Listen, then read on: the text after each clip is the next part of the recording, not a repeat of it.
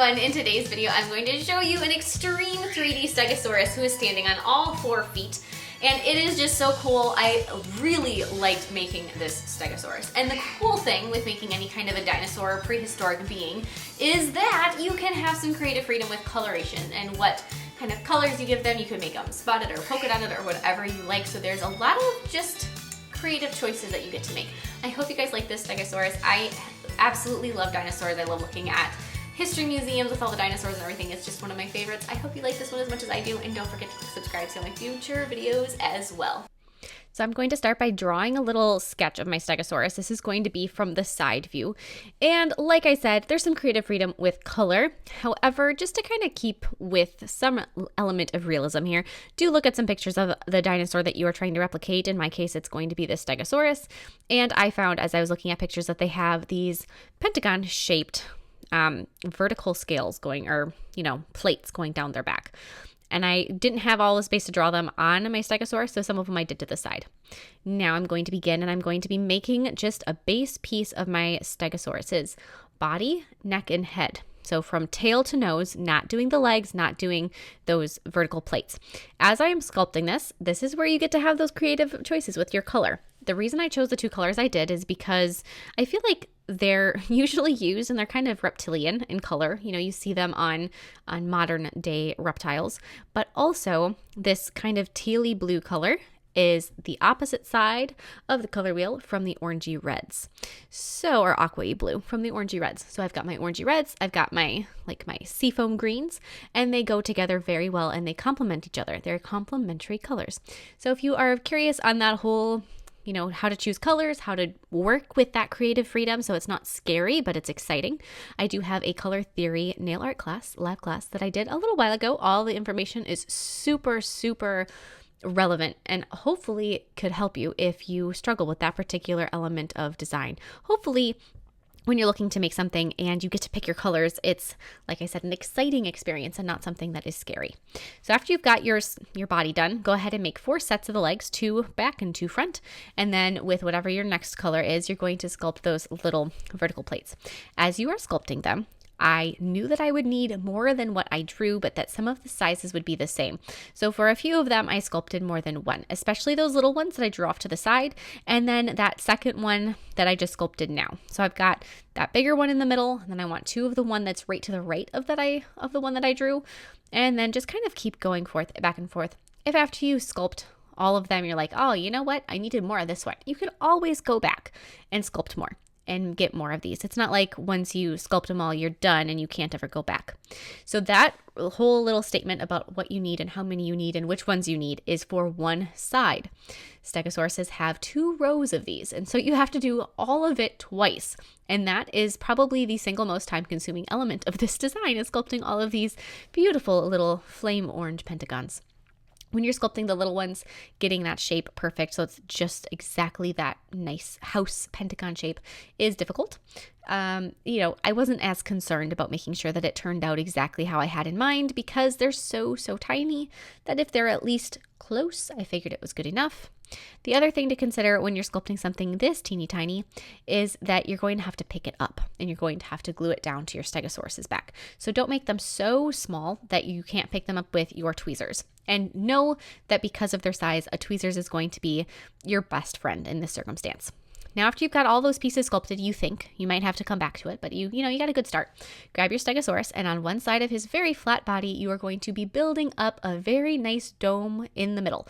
You want his belly to protrude out. Tapers down by the tail, tapers towards the face. As you saw, I tipped this Stegosaurus body upside down for a little bit while the acrylic was curing so that it really got that domed shape. Go through, add more details to your Stegosaurus's head, kind of separate the head from the body, and then as that belly acrylic is still just starting to cure, I dragged the tip of my brush through it to make a separate space for where the tummy scales are compared to the back. So just go through and add another color. I'm going in with a very light shimmery yellow that just really goes with this whole thing. That color, again, watch the color theory class. Hopefully that will give you a great idea on, decisions that I made in this design as well as many others and how to kind of land on them land on those decisions yourself and what choices might be a good start. I used a darker shade of a tealy green blue to get a little shadow on the back. Now I'm going to grab one of my sets of legs, I'm going to glue them onto the body, and then I'm going to round them out, build them up, attach them with my original teal color.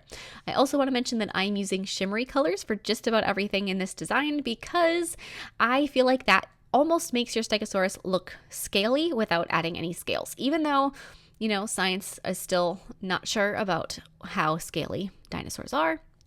I feel like they would have some. That whole feather versus scale versus some of both thing is one of those great mysteries that I personally would love to see solved. But just go through. I feel like that feather just gives them texture so that they don't look so flat and so smooth, where you don't have to sculpt in any texture either. It just happens for you. So that is a great choice in this particular circumstance. Round out the underside of the legs that are towards the back of your Stegosaurus as it currently sets, and just look at this from side to side, upside down, right side up. Just see if there's anything that looks like it has a weird spot. I found that the armpits were one of my areas after I was looking at it from different angles. I'm like, yeah, these armpits need just a little bit of smoothing out. So go ahead and do that. The other thing you can do is you can take that darker color that you used to shadow the back and do the same thing on the backs of the legs. It just brings everything together a little bit more, makes it just look a little bit more dimensional. You can also do that same thing kind of on the back of the jawline. I'm going to use an even darker shade of green and add some toenails. And then you're going to repeat this process on the opposite side of your Stegosaurus. Same thing, just flip it over, repeat the process. Now grabbing those vertical plates, you're going to dip them into nail glue. So pick them up with your tweezers, have nail glue on a little piece of foil or a scrap paper, dip them into the nail glue, and then individually place these down. Hold them in place until the nail glue is like, all right, sure, I'll stay here if I really need to. And then move on and grab the next one. As you are doing this, angle them slightly, so almost like window blinds. They're just slightly angled. So they sort of point towards the head, if that makes sense. I don't know. Hopefully it does. You just kind of angle them going down. So they aren't perfectly straight and they almost overlap. Just keep going down, double check to make sure that you're staying just off center.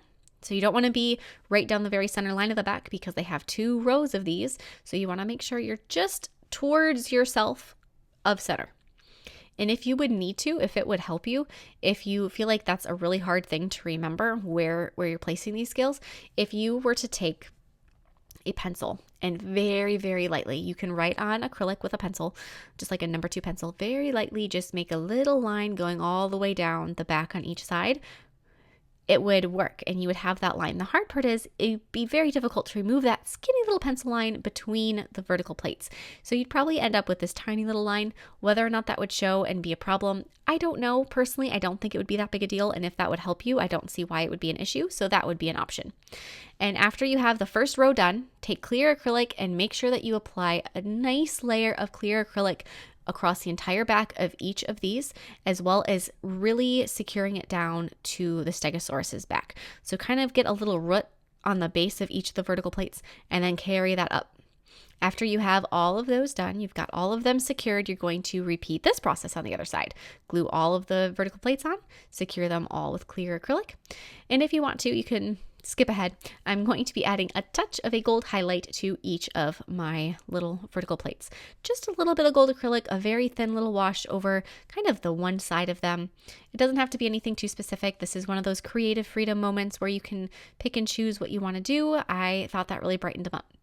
For the nail, I'm going to start with an overlay of a mix of a few shades of brown acrylic just to kind of get a nice dirt pathway that this Stegosaurus may be lumbering down. Apply that so it pretty much covers the entire nail. Don't overthink it. Just grab some browns, double dip, and apply them. When you do double dip your acrylic bead into more than one color, you always want to start in your lighter color and then go darker. So if you have 2 shades of brown, start in the lightest, go to darker. If you have 3 shades, line them up, light, medium, dark, and go light, medium, dark as you're dipping. I'm going to take a little bit of a brighter green and add a couple little grassy patches around the edge of the nail and then encapsulate this. As you are encapsulating, make sure that you just kind of make a nice smooth pathway. You don't want to make it too thick or too bulky. You don't necessarily want to see this clear acrylic in the end. You don't want to give your Stegosaurus a floating appearance. Keep this nice and thin and low profile. After you have it, go ahead and file that into shape. Once it has been filed into shape, grab your Stegosaurus, cuteness and all. Figure out how he's going to stand on the nail. Remember, you have a Stegosaurus that's got fairly flat feet and a nail that has curves. I found that, and I don't know if this is how a Stegosaurus walks. I don't know if they do like opposites, front and back foot, and then the other side, or I don't know if they do one side and then the other. Depends on the animal. I'm going to hope that they do one back foot, opposite front foot, and just go with that. So I've got 2 feet that like to touch. I'm going to glue those ones down and secure those ones with some clear acrylic, and then add a little bit to the beak of my Stegosaurus with the same dark green that I used for toenails. And once that's done and your Stegosaurus is attached and he's got everything that he needs, you can go ahead and do just those final few details with acrylic paint.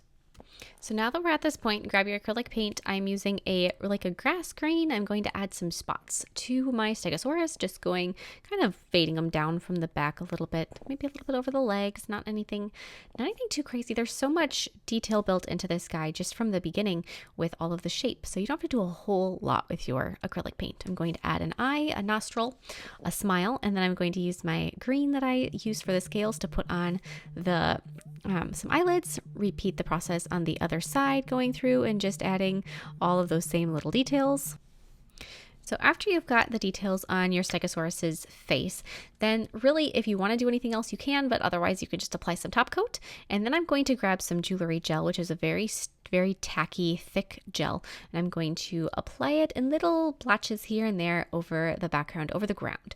And I'm going to grab some brown and some green flocking powder, and I'm going to press that into the jewelry gel to give my earth a little bit more texture. I love that you can just use flocking powder in tiny little areas. It's so much easier than back when I first started using it with a regular nail lacquer. It is a world of difference, and I wish it would make a comeback because there's definitely cool purposes for it. Anyhow, once that's cured, this is all done, and he is so amazing. I absolutely love him. I hope you guys like this adorable little Stegosaurus as much as I do. If you do decide to do a recreation, I would love to see what kind of color combinations that you come up with, and I will see you all next time. Bye!